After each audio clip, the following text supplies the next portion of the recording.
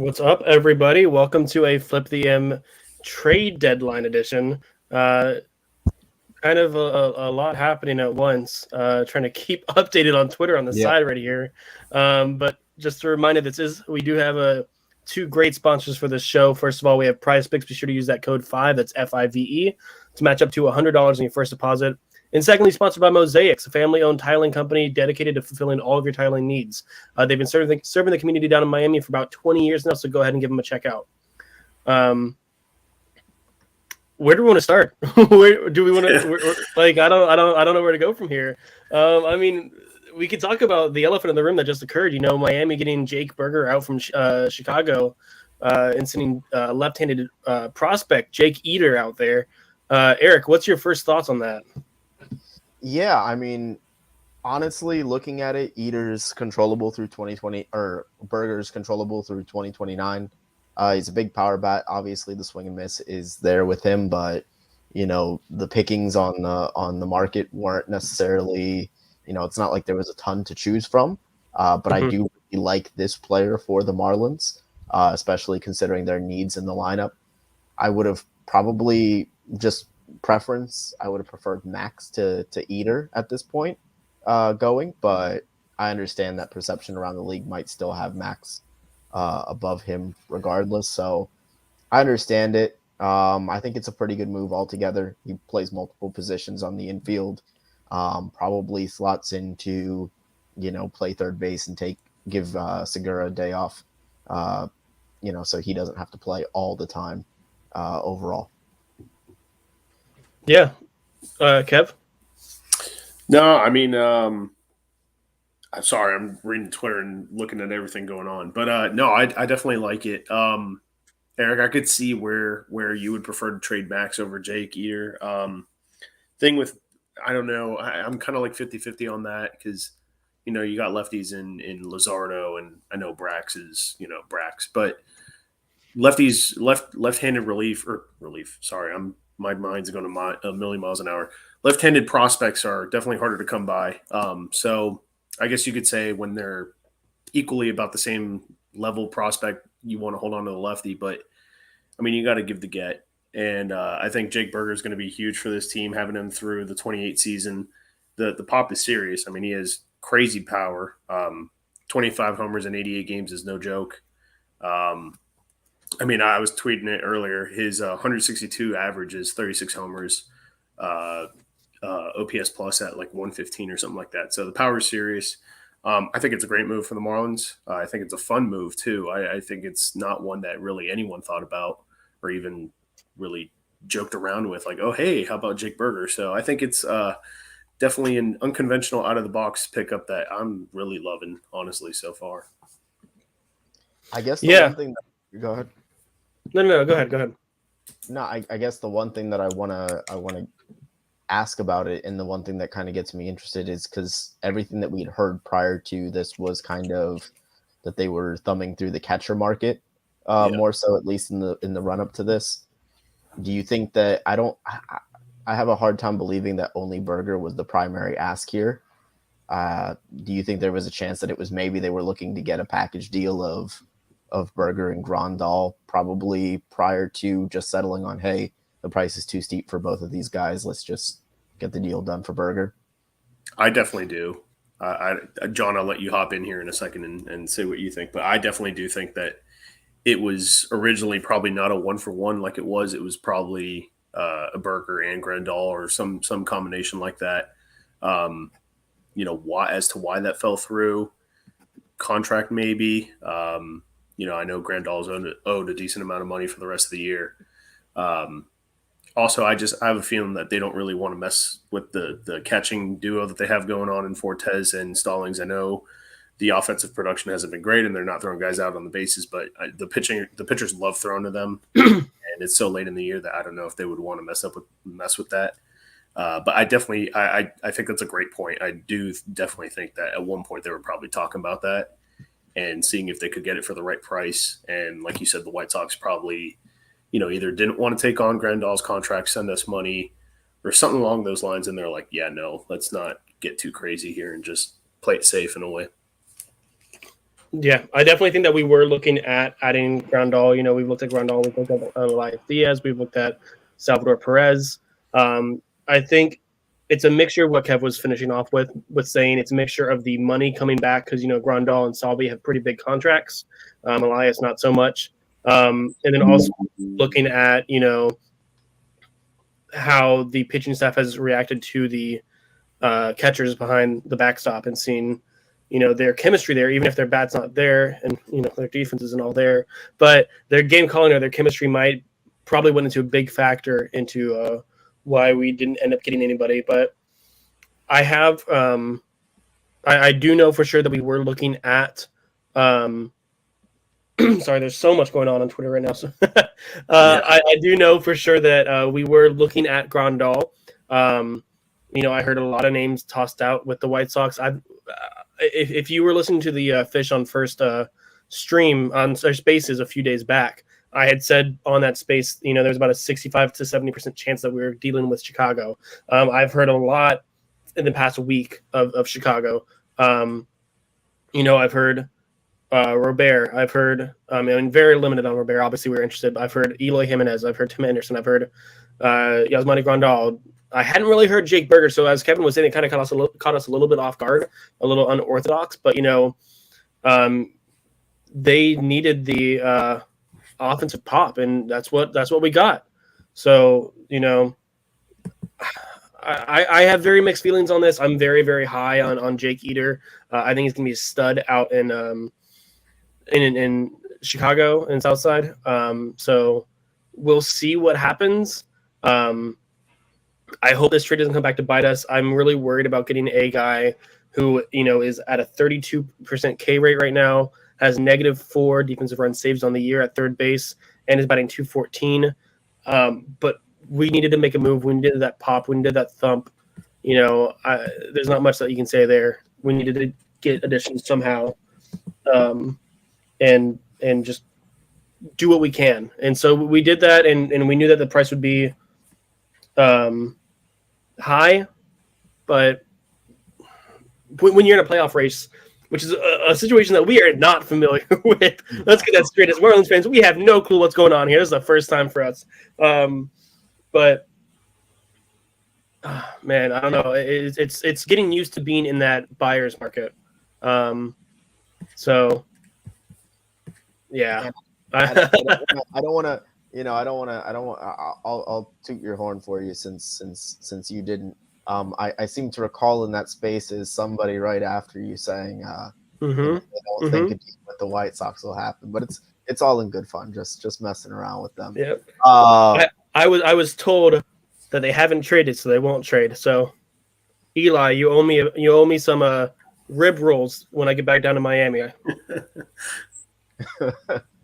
That's all I need. That's all I need is rib rolls. I don't know if you guys saw. So actively right now, if you can see my screen, I have our live stream right here and Twitter right here. So I'm constantly refreshing to keep updated. Andres Bolivar, who is a good friend of mine and also reports for the Marlins, has sent out. He doesn't know the details, but there's currently Cubs scouts at Lone Depot Park right now. I don't know if anything's going to happen there. It's weird that they're there. I don't even know where the Cubs are playing right now, but definitely not in Miami or Tampa. So not entirely sure. But other news right now is Jack Flaherty's still in action out in St. Louis. I have been told to expect another trade if hopefully all goes well. So we have about 15 minutes to see if there's another trade that comes through. What's interesting with that Flaherty news is that they're again tying Tyler O'Neill into everything. Because I don't know if you remember, like a couple weeks back, they were like, "Oh no, O'Neill's not going anywhere. We're gonna hold on to him, whatever." And now all of a sudden, with 20 minutes left to go, they're like, "Yeah, Flaherty, O'Neill, Carlson. I mean, Carlson we've known, but they threw O'Neill out there again. They're like, yeah, O'Neill's free to anyone who wants him." So I find that interesting. All of a sudden, a week or two ago, they were saying nope, and now they've changed their heart. Had to change a heart with 20 minutes to go. So I think they're definitely going to try to package them somewhere. I just don't know where. I think the Dodgers are probably a high chance for both of them. But the Dodgers are going to be extremely aggressive after Rodriguez. Yep. No on that deal. Yep. I mean, I don't know why the Cubs would be at the park here. I mean, shoot, if there's any chance Yan Gomes goes the other way, I mean, but they just added Candelario a couple days ago, so I can't see them selling him off at this point, especially with the year that he's having right now. I just don't know what they would be in Miami scouting, because like what aside from pitching, what do they want from us? Because, and I mean, I guess that's really what they need more so than bats, but I don't know. It's confusing to me because they're quote unquote buyers now all of a sudden within a week. So yeah, I think it's a horrible decision by Cubs management to go into being a buyer right now. They've been really hot and really cold. And I mean, even in their hot streak right now, you have Stroman giving up 30 earned runs in his last 30 innings in his last 7 starts. So someone who you were depending on is now not doing anything for you. So I did just think of this though. You know who it could be? And I could be very wrong when I say this. They could be looking at Garrett Cooper. Because if you think about first base for them right now, they just DFA'd Trey Mancini. Exactly. They DFA'd Trey Mancini. Last night I was watching a little bit of their game. They had Cody playing first, and I know they'd rather have him out in center field than playing first. So I think they could be looking at Garrett Cooper, which, I mean, I don't know what you would ask in return from the Cubs if you are sending them Garrett Cooper. Give me Matt Mervis. Yeah, right. I mean, I don't know. Like at this point, say what you want about Coop, and he's been really hit or miss, no pun intended. But we're trying to add bats, and I don't see adding bats by giving away a bat. I know they want another starter, but what starter are you going to get for Garrett Cooper? In my, Kyle Hendricks, I don't see how that works logistically. So I don't know.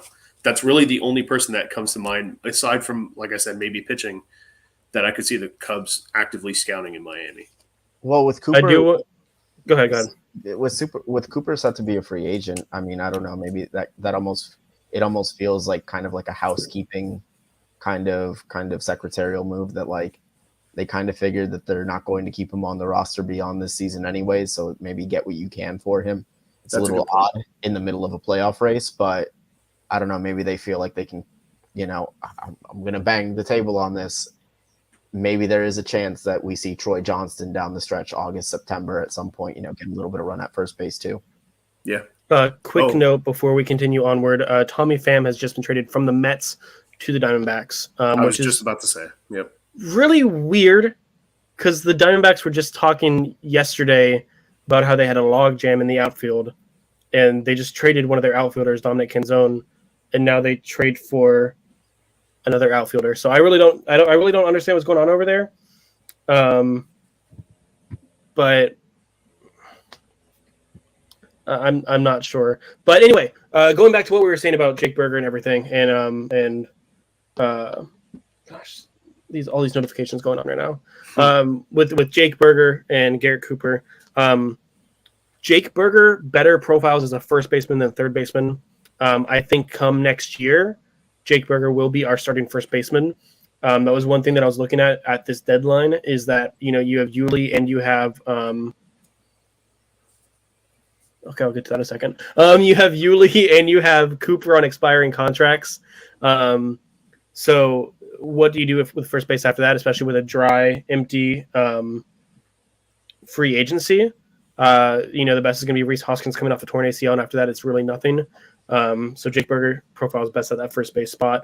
Oh my gosh, well, a lot happened. Okay, Jack Flaherty to the Orioles, and then Dylan Cease is going to either the Dodgers or the Orioles if he's moved. Okay, neither do I. Jack Flaherty, that throws our plans off a little bit. Wow. Okay. So my phone does not stop. Jesus. I know. I keep getting notifications and texts and be like, oh my gosh. So I'm going back. I'm like, what's going on?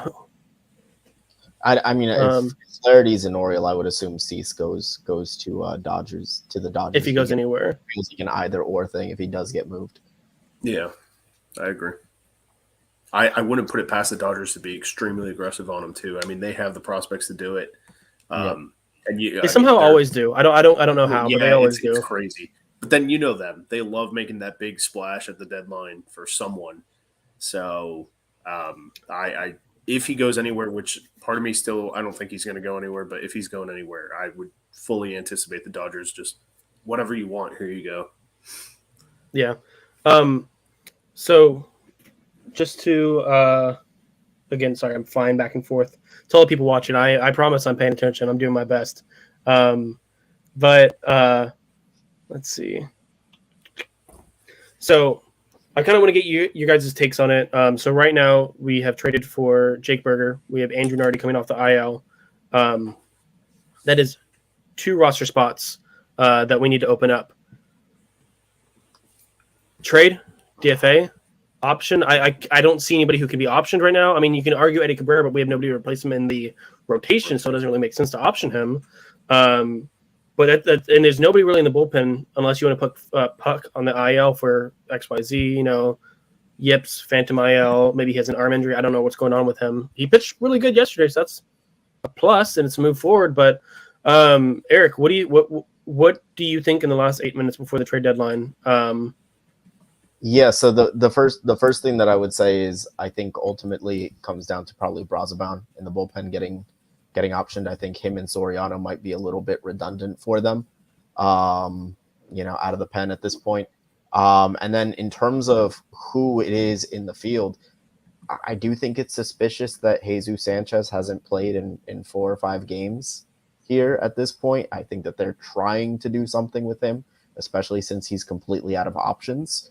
But ultimately, if it comes down to it, I'm really having a hard time finding a position player that they would end up, optioning or DFAing, or maybe the idea is to move Cooper because the alternative is to just kind of go the Aguilar route with him and DFA him. No, out of curiosity, because I'm having a brain fart right now, so I'm genuinely going to ask you guys this question. If a player gets DFA'd post deadline, is there still a DFA trade waiver going through? Because I remember that they had the DFA trade deadline way back. That's how Verlander went to the Astros in the first place back in like 2017, 2018. If they're DFA'd, are they just done? Are they just optioned or free agent? Like, I genuinely don't remember what the rules are. I don't believe that's a thing anymore. Yeah, I think so. I think they did away with that. So if they're DFA'd, they're just Yep. And I know that hurts with Cooper just losing him for nothing. But at this point, I really don't. I'm trying to go through who else on the roster they would, and I can't really see anybody that stands out to me as who else would be DFA'd if they had to be. Yeah, I agree. Yeah, I mean, in terms of, I'll start with the AJ Puck situation. Well, I guess Nardi returning from. I just spoiled my answer. With Nardi returning from the IL, I think what I would do, and I'm looking at it now, Puck does have 2 options left, and I would personally send him down, AAA, just work out some kinks.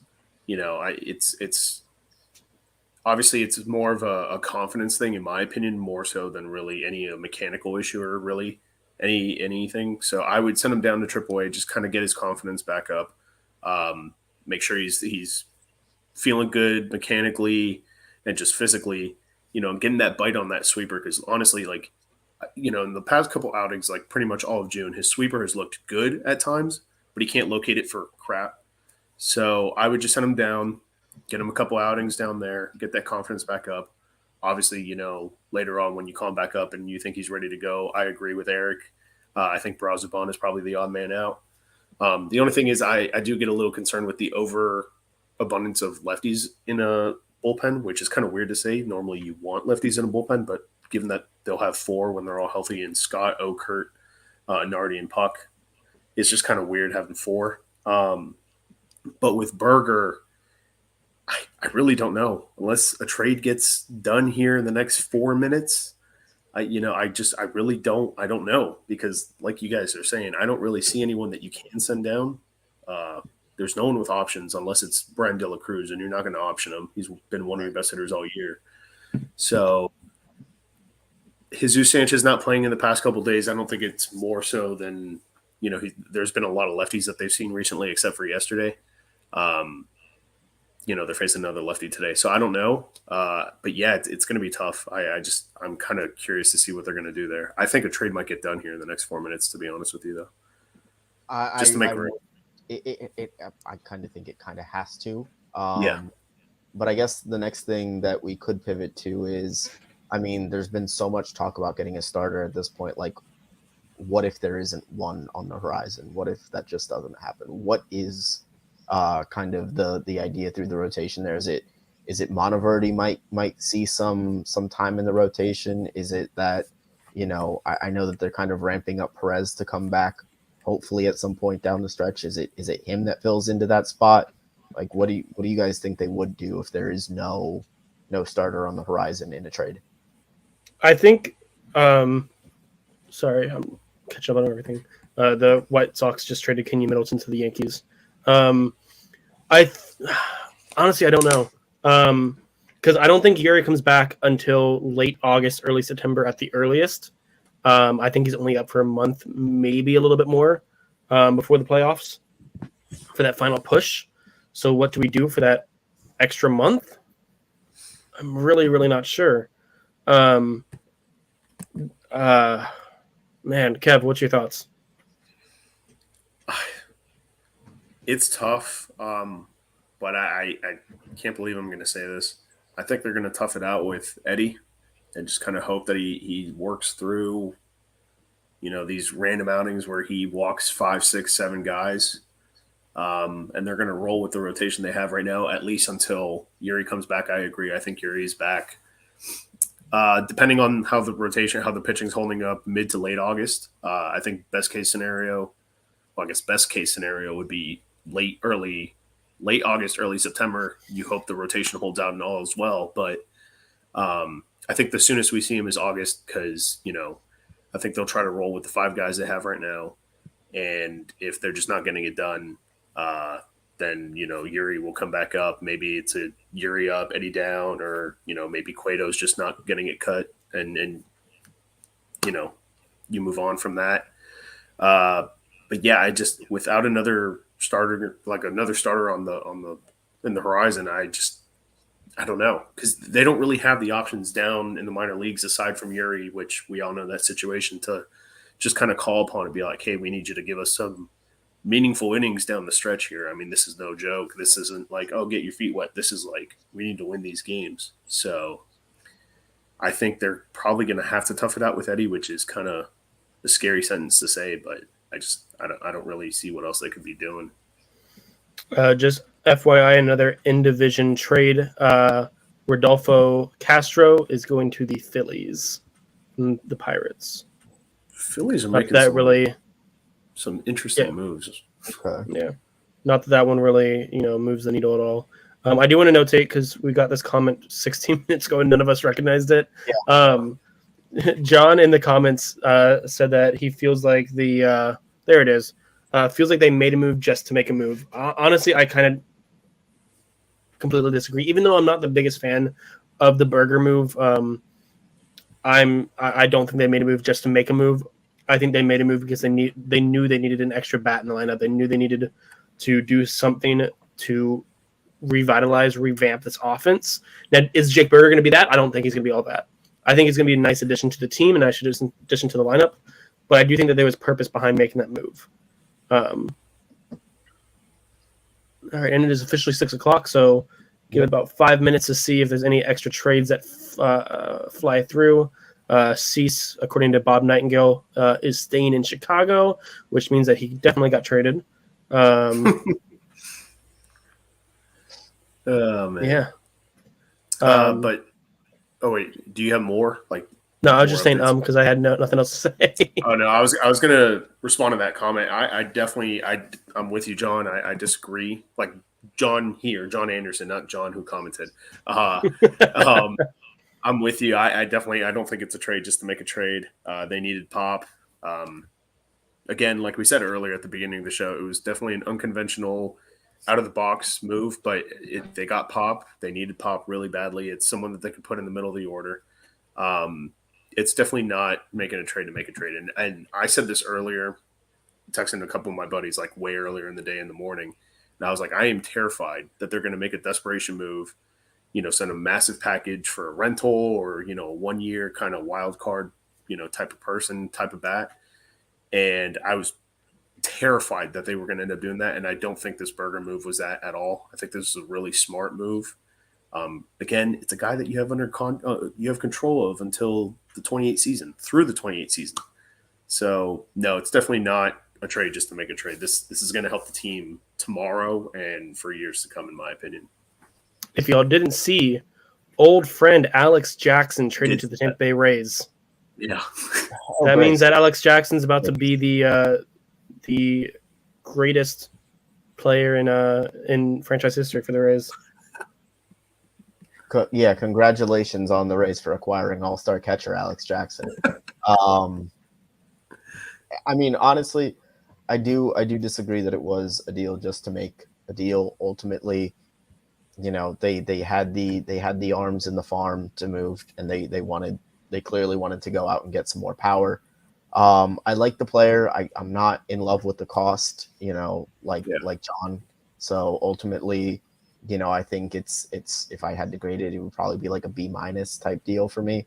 But it definitely helps the team, especially on offense. I think now having Soler and Berger kind of in the middle of the order, because it felt like at times when Sanchez wasn't in the lineup and when Jazz wasn't in the lineup, that Soler was really the only power bat that you had there.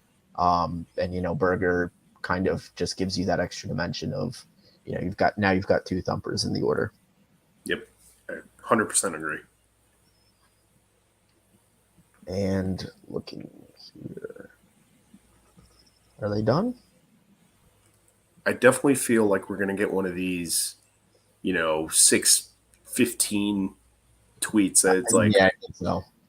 It's deal was getting worked out, but here it is. It's official now.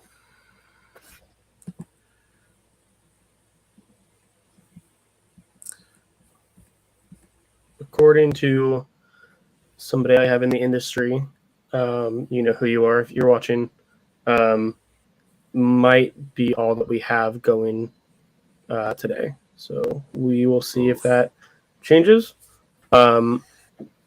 Just so we are aware, sorry, I was looking this up and it took a while to load because my computer's like on overdrive right now. I don't know if you can hear the fan of the computer. It's so loud.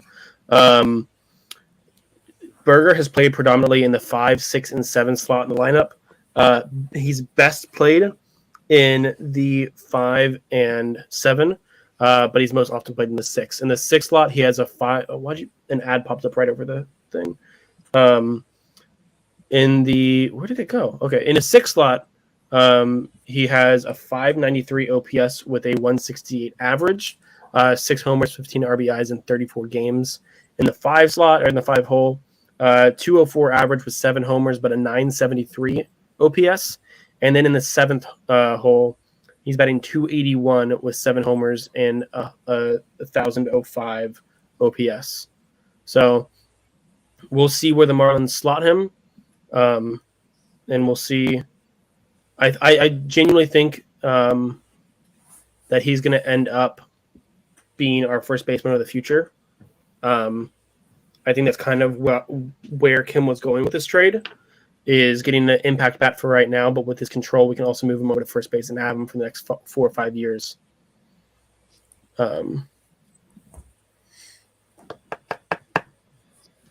Yeah, completely agreed on him being the guy at first, over the course of the next 4 or 5 years. And I just saw the comment here from John. It says, if the Marlins are done dealing, what is the grade for their attempt at buying here at the deadline? I'll pass it off to Kevin. Let him go ahead and answer that first. That's a really tough question to answer given the state of this year's trade deadline in the market. because you can look up and down the league and you can really give a lot of teams kind of a crappy score or grade, whatever you want to say, except for the sellers because it's a seller's market. So, given with what they got, I'd probably put them at like a B minus, C plus, B minus. I'm going to stick with B minus though. I think they got a bat to add in the middle of the order. I would have liked another bat here. Definitely needed some starting pitching help, but I think what carries their grade for me at least is the two additions they got in the bullpen, in Robertson and Lopez. I think Lopez is going to be. I think that's really the underrated move of the entire deadline for the Marlins. I think he's going to be really good for them down the stretch. I mean, we know we're getting with Robertson. He's going to be great. So I think if you want to break it down, bullpen moves, A plus. The move to get Berger, I think, is a B minus, and then not getting starting pitching help. I wouldn't go F because, the starting pitching that we have is good. Obviously, you have your question marks and Eddie and Cueto and Yuri, whatever. But I'll go, D plus. So all in all, I'd say B minus on the entire trade deadline acquisitions for the Marlins. I personally will.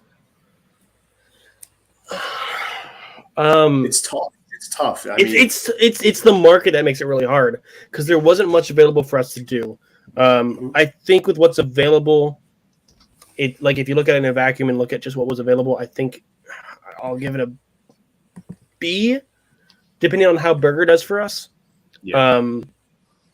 But I mean, if you look at it as an overall deadline, I gotta go C minus in my opinion, honestly. I don't think we did enough to move us further in competition. I think we even more got shot in the foot once, Phillies took Michael Lorenzen, target for us. I think we shot ourselves in the foot a little bit more with that. I definitely think we could have beat that cost. I can't remember who it was, but pretty unremarkable. Yeah, it was a number 5 prospect, pretty unremarkable numbers as a whole. I think he's kind of comparable to, Nasim Nunez, which when I say that, I don't know if I would do it, but because I love me some Nasim Nunez, but it's rough, man. I think the biggest part of this was getting some solid bats, which we got a single solid bat, and at least one, in the words of Foolish Baseball, a Chad's inning eater, But we didn't get that. The market was just so rough. That's the big thing. The market was rough. It was a seller's market. I saw a tweet earlier. It's like, of course, the 1 year that the Marlins are buying and the Mets are selling is the year that it is the worst deadline and the hardest deadline of all. It's hard, and it's hard to judge. I think I have to give it at, if we're looking at a vacuum, I have to go B. And man, I don't know. I keep going back and forth on it. I think once we get that confirmation that we're done, because Craig Mish has been very, very quiet. Yeah, he's been really eerily quiet today. I know. Oh my gosh, Marlins got Josh Bell.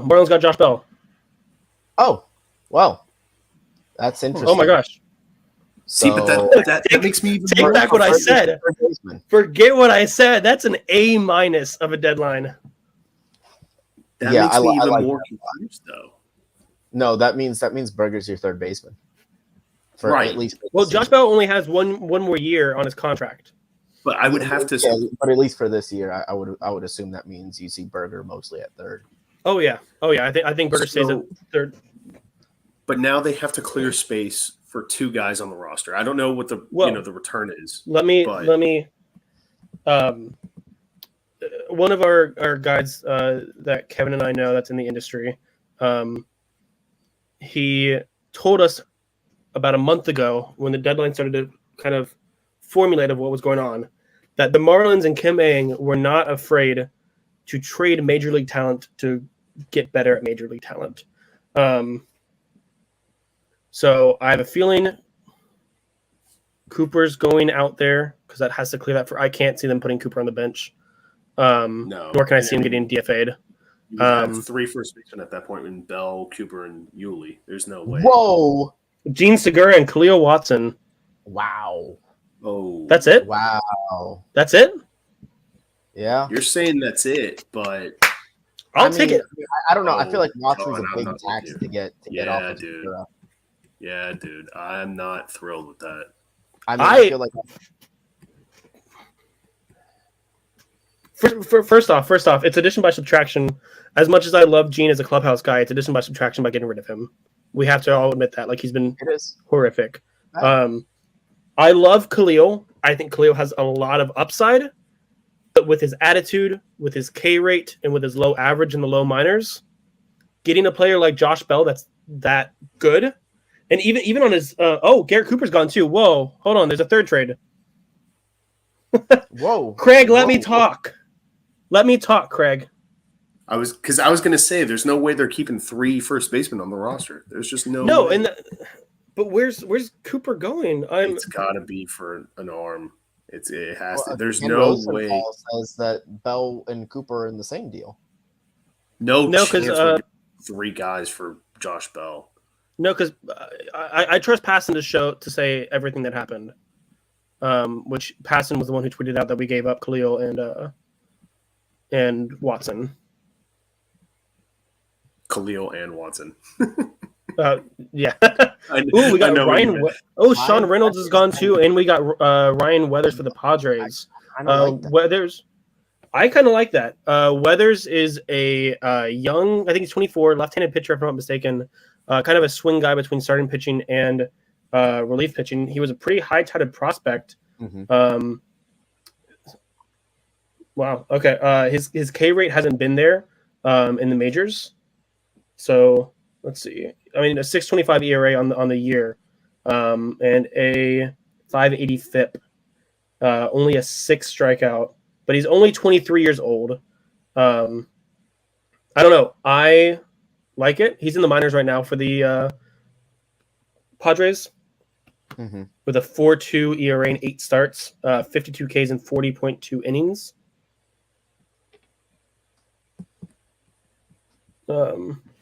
Okay, there seems to be a little bit of confusion. Ken Rosenthal has Cooper going to the Padres, or to the... Oh, he deleted the tweet. Never mind. Ignore me. I'm sad about Sean Reynolds, but also he was a 27-year-old first baseman turned reliever. So I can't... I know y'all disagree to me, but I cannot believe that is all it took for Josh Bell. I'm going to be completely honest. I'm not a fan. Honestly, though, I mean, Bell's a free agent this year, no? No, he has a 16 mil next year. Ooh, exactly. Wait, no, that's exactly. And don't get me wrong. The upside with Bell is really good. Yes. Like if they get Bell of a couple of years ago, then I'm all for it. But I don't know. Even Bell. So let me. Even it's a down year right now for Bell, but even then, his peripherals are really, really good. I don't know if you saw his Savant page; it's really, really nice. At 701 OPS, 96 OPS plus. But go back to last year, he's hitting 270, a 785 OPS, a 128 OPS plus with 17 homers. Year prior, 261, 124 OPS plus, 823 OPS, 27 homers on the year. I think that's a great. So we got 2 big thumps in the lineup. Come back to me in an hour, and maybe I'll have a different opinion. But in this moment, I'm loving this. Ryan Weathers is going to fill that spot that we were just talking about. I trust him to be at least decent, especially with Mel. San Diego's pitching staff has been really, really bad all around outside of Blake Snell. So I trust Mel Stottlemyre to help out Ryan Weathers a lot. But I think Weathers is going to start out in AAA. Because you clear out Cooper, you clear out Segura. So that's 2 spots. We still need a 3rd spot open on the major league roster if Andrew Nardi's coming through. Well, like I said, I think Puck. Well, I don't know, but that's my opinion. Go ahead, Eric. Yeah, no, I mean it's either Puck or I think Brazoban there. Brazoban, it's right. one of those two guys, honestly, that would go if when they not if but when they do activate Nardi. I mean, if I'm looking at it as opposed if I'm looking at the deadline from the perspective of like are they better than they were before the deadline? We can argue about the cost of it, but I do think that the answer now, especially, is a resounding yes. And the Weathers move, I don't know, man. For the upside that you can get out of something like that, I think Garrett Cooper and Sean Reynolds is a very low cost, especially for a guy in Cooper that they knew they weren't bringing back for next year anyways. So ultimately, I feel like if Weathers just plays well, it's kind of found money. I know losing Reynolds hurt, but they still have Anthony Maldonado down in AAA. As kind of another bullpen arm that they could bring up if need be down the stretch. So, I'm starting to warm up a little bit more on the Josh Bell trade, just because Garrett does get sent out even with the money. Hopefully Cleveland ate a little bit of it, but you never know. I'm like, I don't know. My gut reaction is I don't like the trades, to be honest with you. I know getting rid of Segura and the money helps. I think Khalil is a steep price to give up for Josh Bell. I mean, not straight up. It's weird how I'm saying that because in my head it makes more sense. But I just, to me, I think Khalil, there's still a lot in there. I think there's a lot of promise in Khalil. I think there is too. And I hate giving up on that. But I get you gotta, obviously no one's really going to take on Segura and his contract for pretty much anything. So they had to give something up for someone to take him. I'm just kind of interested because I love Gene. I know he's been very disappointing this year, but I love him, and I know the guys in the clubhouse love him too. So I'm kind of, I guess, cautiously going to see how that affects the clubhouse. Hopefully not at all. So it is kind of tough to see him go because I really liked him. And I think, it really is a shame how this year's gone. But I don't know. It's kind of an interesting trade for me because Josh Bell has not had a great year. Oddly enough, if you get Washington Nationals version of Josh Bell, or even like that 1 year in Pittsburgh in 2019 where he was an all-star, I mean, then this is a massive, massive, massive win for the Marlins. Let me just to paint a picture for you guys. Let's look at the Marlins lineup before today and after today. Okay. So we have Jacob Stallings, Garrett Cooper, Luis Ariz, Joey Wendell, Gene Segura, De La Cruz, Sanchez, and Jazz. It's Soler at DH. Looking now, you have Jacob Stallings, Josh Bell, Luis Ariz, Joey Wendell / John Birdie, Jake Berger. Then you have De La Cruz, Sanchez, Jazz, Soler. That is infinitely better. Like I don't even care like what. Even if Josh Bell stays the same player that he was in Cleveland, which I don't believe he is, that is an infinitely better, lineup. And I do want to say real quick because I know Kev, you mentioned that Khalil really hurts, and he does hurt. But I will argue that in the long run, and this is my opinion, in the long run, the David Robertson trade will hurt us way more than the Josh Bell trade will. I have that much hope on Marco Vargas compared to Khalil Watson. That's me. Marco is a more pure hitter. I think Khalil has a higher ceiling but a way lower floor. I think Marco has a way lower ceiling but a way higher floor. And just for what it's worth out there, Josh Bell has had a little bit of, the season hasn't been great for him. But if you go back kind of We last lost Eric. month or so, he's slashing 267, 329.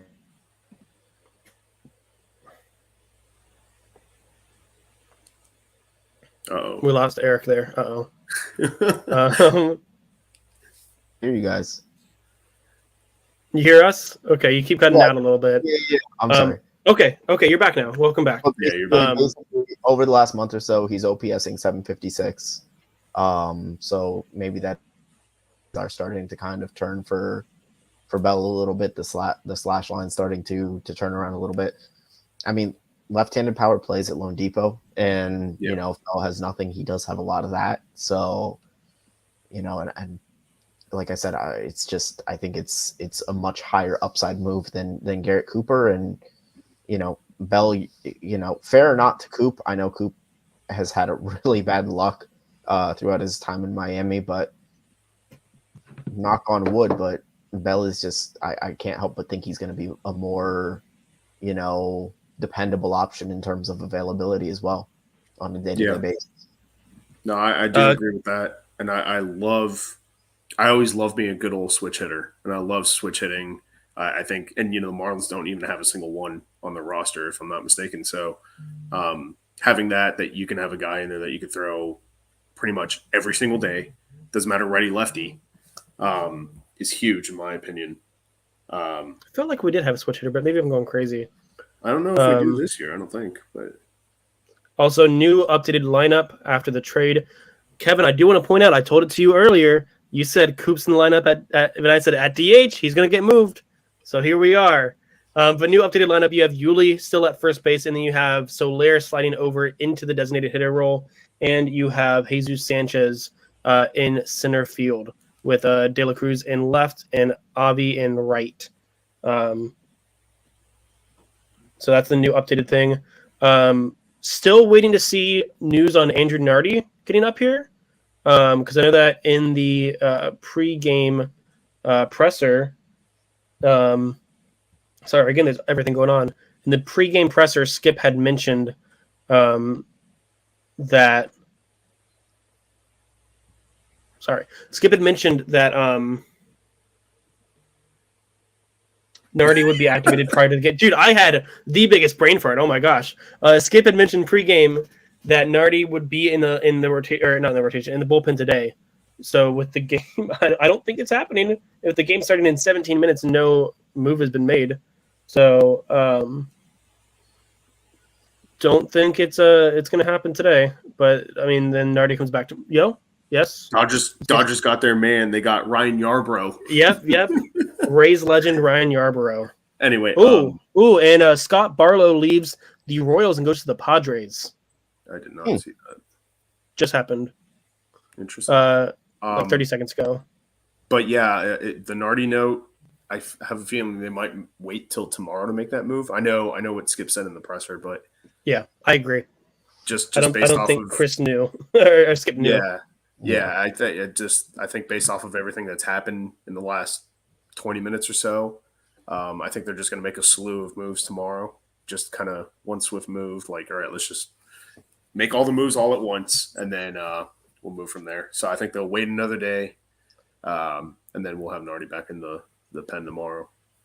Especially with Sandy tonight, they probably just cross their fingers. They don't need to go into the bullpen too deep. I completely agree. Yep.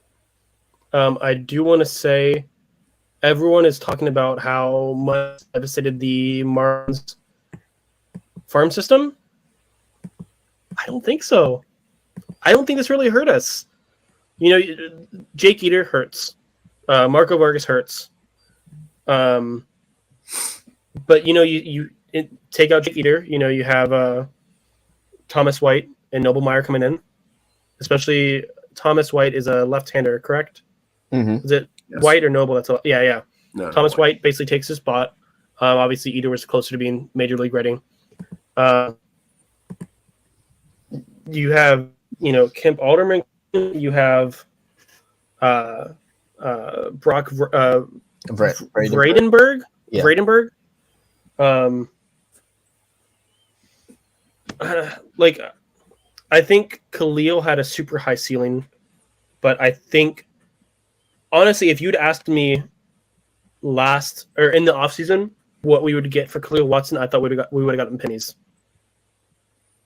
Like his stock was so low after last season.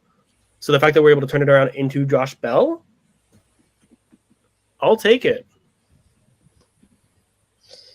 Yeah. I mean, I don't know what the cost on Bell would have been otherwise, aside from, so there's really nothing to kind of compare it to there.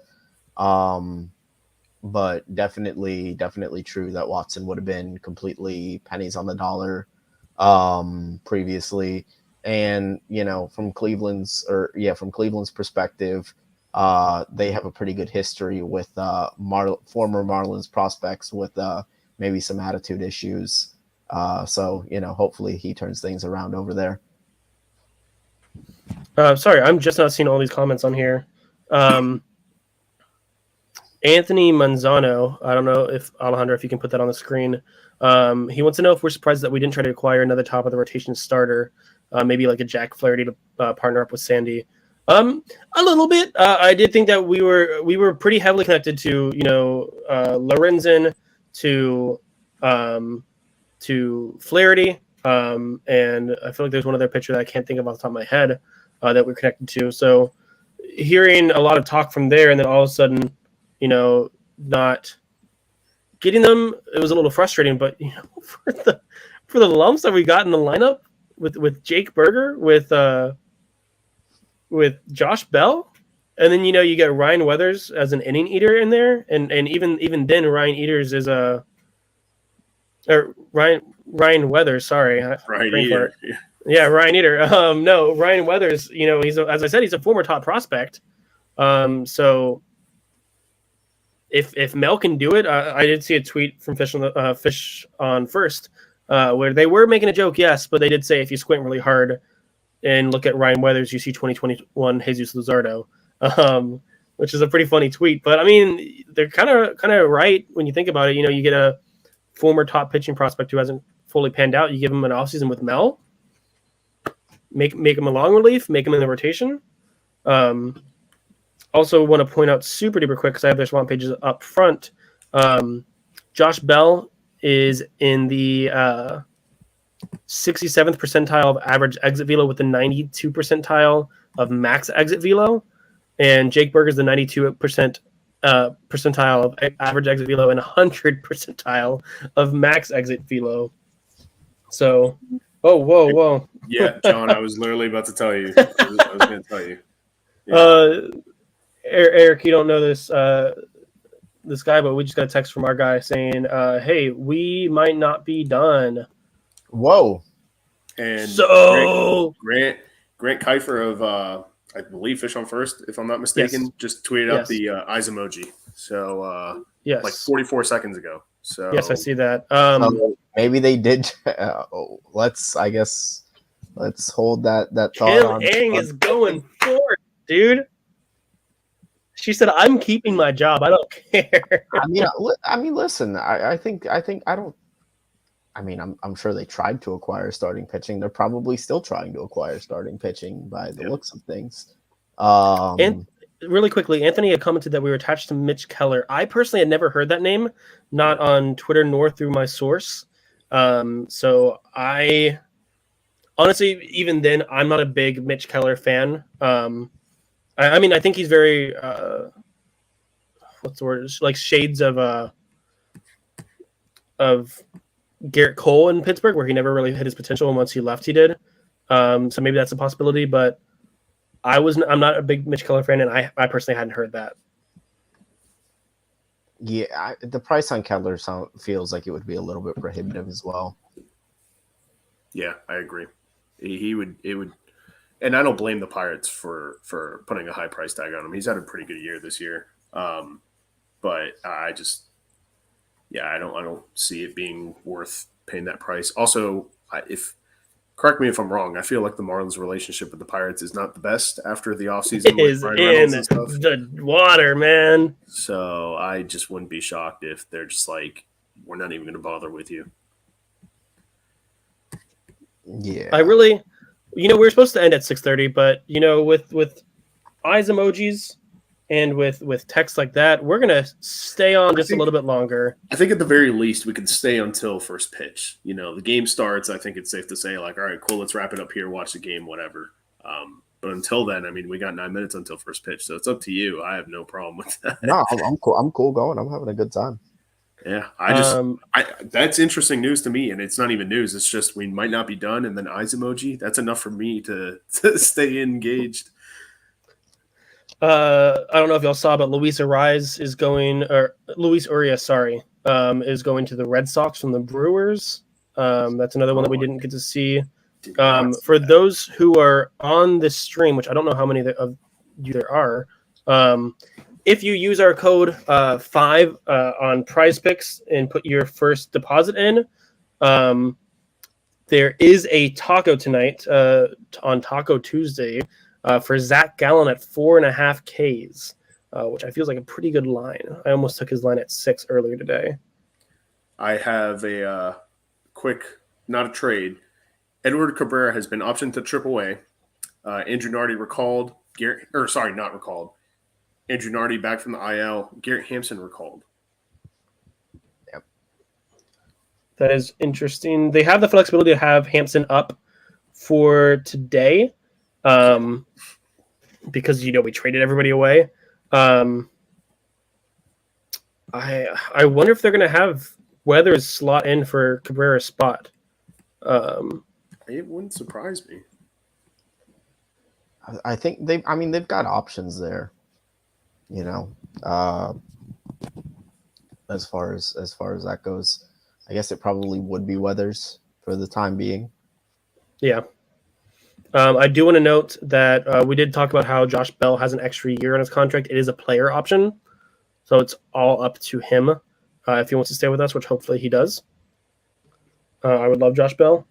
I already loved him anyway, but I just, with the year he's having, I don't think he's going to top $16.5 million next year. So I don't see why he wouldn't opt in, money wise at least. I do want to note that we were attached to him in the offseason, so I like that we kept our eyes on him. I will say, we've said it multiple times, but I will say if the Cubs did sell out, Cody Bellinger would be alarmed, and I can say that with almost complete certainty. So that's very frustrating because we've been looking at him for about 3 years now. Yep. Yeah, let's see. I'm really excited to go back and watch this live stream and see all of our reactions when the Josh Bell trade broke.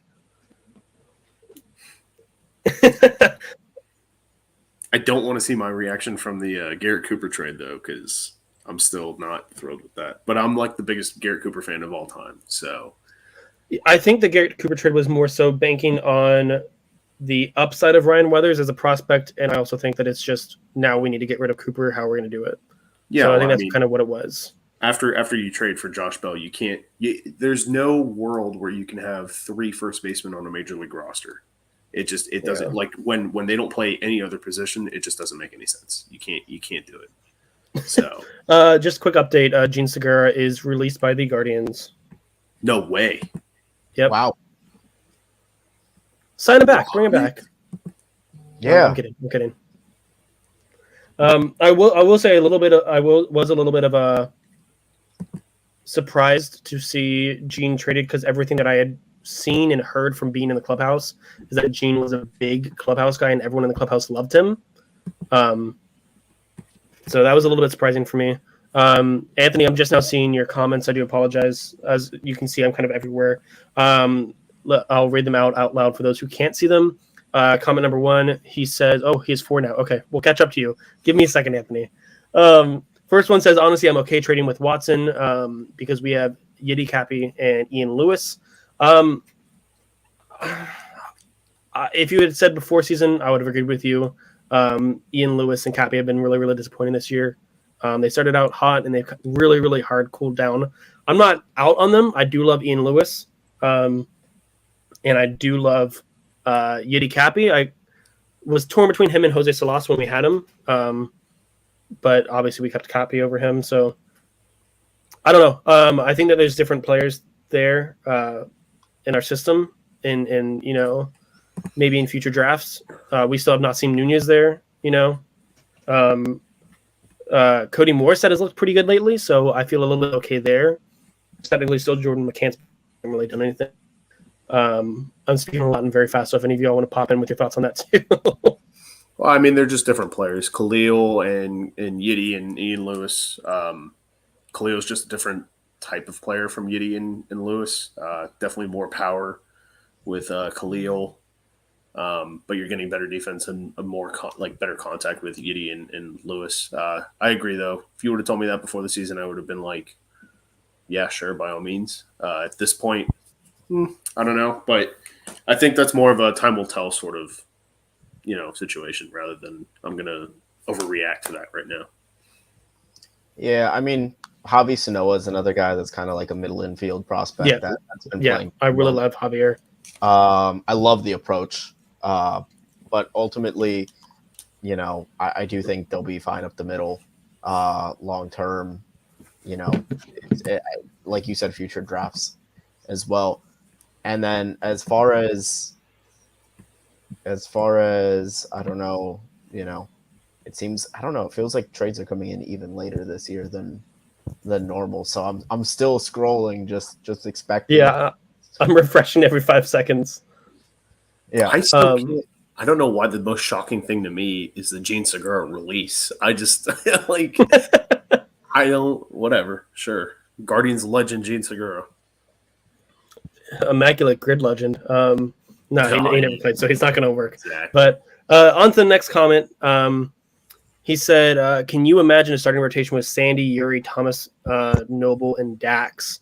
I think you can replace him with Luzardo in that situation." I also, even though it's really, really rough this year, I think Eddie's still very much in our plans. So I still think Eddie's going to be there. But I think you're going to have a rotation of Sandy, Yuri, Luzardo, Eddie. How many is that? I'm at 3 or 4. I'm at 4. Then you have Thomas and Noble. And heck, you even have Max Meyer in the system still. So there's a lot going on. I mean, it's tough because Noble and White are both high school guys. So who even knows what the rotation is going to be looking like by the time those guys are big league ready?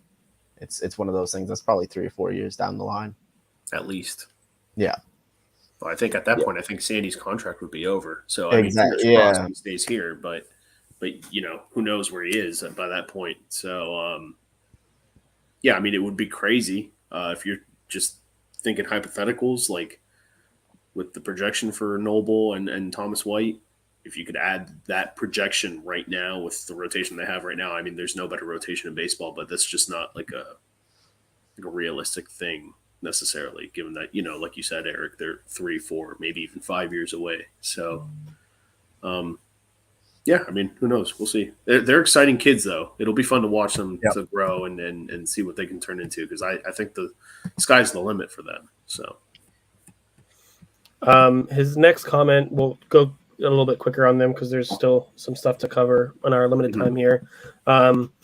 Anthony says that he thinks that Josh is going to play first base. Berger goes to designated hitter, and Jorge's going to go in the outfield. I disagree. I don't see that happening. That leaves us at an empty third base slot. I mean, you could say Wendell there and then Birdie at short or vice versa, but I still don't think that's going to happen. I think Berger at third and Josh at first with Soler staying in designated hitter. Plus, you want Soler to be healthy as he can be, and that's where he's going to be and contribute the best is that designated hitter. And then he says that Max Meyer is looking like a future closer, doesn't have enough pitches to justify him being a starter. That's fair. I still think there's time to figure it out, but I mean his pitching profile definitely is of a closer, but we'll see. Somebody else. I'm going through this really quickly. I'm doing laser fast comment back to them. Jeff wants to ask where Cooper went. Cooper went over to San Diego, along with who did he go over there with? Sean Reynolds. With Sean Reynolds, the relief pitching prospect 27-year-old flamethrower in Jacksonville, for Ryan Weathers, a former top pitching prospect. So got those all answered. I believe that is all we have. Craig Mish just did make a joking tweet saying Garrett Hampson has arrived. Wild day. What's next? I'm going to take that up as the trade deadline's over, especially with Passan tweeting out that the deadline's over. Hold on. I just got a text up. Okay, so the text I just got said that Marlins were on the phone with St. Louis up until the end. Nothing came to be. So who would that have been at this point? I have to imagine that would be Gallegos trade or Wilson Contreras trade, or an O'Neill, or a trying to think of who the other guy in the outfield is. I don't think Carlson, maybe Burleson. I'll throw another name out at you. Probably even Steven Matz also was maybe another option. Yeah, Matz. Matz is a good pick. I mean, even Tommy Edman we were linked to a little bit, but I don't think that would happen with him being on the IL right now. Well, the Marlins are trying to win right now. And with the Donovan news that he's out for the rest of the year, that's out the window. I do want to read this out to you guys because I did find it really funny. My friend has been, busy, and so he texted me. He's like, Baltimore took Jack Flaherty. We couldn't get him, and he's like, not really happy with the deadline. I was like, what do you mean? He goes, all we got was Jake Berger and David Robertson. I said, yeah, and we got Josh Bell. And he's like, oh, okay. Where's Cooper gonna play? I said, in San Diego. Yeah. Just hitting them with everything. And then Anthony is back saying he thinks Noble Meyer and Thomas White is Kerry Wood and Mark Pryor. Wow. If that's the result, I'll take it. Anthony, I mean, fingers crossed for their health in that case. Yeah. I'll take it. Kerry Wood was the man with the plan who got 23 Ks for the Cubs back in the day. No, not 23. Was it 20? Definitely low 20s. It was 20, I think. It might have been exactly at 20. I think. I don't know. I could be wrong. It was one of the best pitching performances ever. It's 20 Ks. Okay. I was like 23. I was like, have I been wrong my entire life? See, it's always so funny because when I started watching baseball, Kerry Wood was a closer, and so that's the only information because I didn't look back and see everything. So then learning, 5 years down the road that Kerry Wood had a 20 strikeout game, I was like, how did he do that in the ninth inning? That's crazy. So now that the trade deadline has finished, we can officially give our grades, and we'll tweet them out later. Eric, no comments, no explanation. Give me your grade. Solid B. Kevin, no comment, no explanation. Hit me with your grade. I'm going to be boring. I'm going to say B also. No. Okay. I was like, you're talking a little bit too much for No. I didn't want to follow up a B with a B, but I had to do it. I will be the optimist as I always am and followed it up with an A-. Wow. For me personally. I said no to explanation, so people who are watching, take it at surface level. You're not getting anything else from us. But I think we're going to go ahead and wrap it up here. I'm starving. I want to watch baseball, so I'm going to do both of those things. For those who have been watching on YouTube or Twitter, wherever you're at, all of our ats are on the screen underneath our picture. Follow us there. We have consistent coverage on the Marlins throughout the season and off season. So follow us through. This is going to be an exciting second half of the season. Eric, I'll give you 30 seconds and time it, and I'm going to cut you off that 30 seconds for your final thoughts of let me get it. Okay. Your final thoughts of the deadline. and outlook for the rest of the season. And your time starts now. Yeah, so ultimately I wanted them to go get bats. They got bats. I'm happy with the bats that they got. They could have used another starter. Weathers isn't really going to fit into that, but hopefully Yuri comes back and the rotation fills up. So altogether, I think down the stretch they're going to be pretty good. You cut it short at 20 seconds. We'll keep it there. Kevin, you get 30 seconds, and your time starts now. That's not going to be enough time. So I'll say I'm glad they added bats. Definitely happy with the Burger pick. I'm glad they were able to add Josh Bell to that too. And yeah, I mean, I'll just end it up with saying, Garrett Cooper, we'll miss you, especially me. Good luck at San Diego, and we'll see you in a couple weeks. Cool. You ended at 22. Bang. So I guess I'll take the 30. I'm going to time myself starting now. I think this was an excellent deadline. The biggest trades that hurt for me personally, prospect-wise, was David Robertson and was Jake Berger. I'm a big Jake Eater fan. I'm a big Marco Vargas fan. But I think I said when I talked about the Robertson trade that I would only be happy with it if we did other trades to bolster our offense. Sorry, I'm speaking very fast. I have 20 seconds. And we did that. We bolstered our offense, and we didn't do too much detrimental to the team. So I love it. I'll go more in depth later on Twitter. And that was at 30 and a half seconds. So I do apologize for going a half second over. Man, I crucify me, whatever you want to do. But yeah, take away my blue check mark that I don't have. But that is all for us over here. If you don't already follow us all on Twitter, follow our podcast at @FlipTheM_ on Twitter. It is on Apple Podcasts and Spotify. So give it a listen. We try to do it about every other week. It's been a great time, and we'll have consistent coverage for the rest of the season going on. Yeah. Until next time, guys. Absolutely.